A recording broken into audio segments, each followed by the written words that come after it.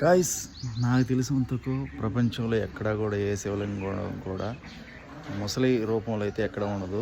మీరు మీరు అందరికైతే షేర్ చేయండి. ఈ గుడి వచ్చేసి మనకు పిఠాపురం నుంచి చిత్రాడ ఊరు దాటంగానే, అంటే పిఠాపురం నుంచి ఇంచుమించు 4 కిలోమీటర్ డిస్టెన్స్లో అయితే ఉంది చిత్రాడ పవర అనే ఊరు. మ్యాక్సిమం ఈ చుట్టుపక్కల గ్రామాలకు కూడా పెద్దగా తెలియకపోవచ్చు. మీరు చిత్రాడ పవర అనే ఊరి కాడి నుంచి ఊరు లోపలికైతే వస్తుంది గుడి. లోపలికి వచ్చి అయితే చూడండి, చాలా బాగుంది.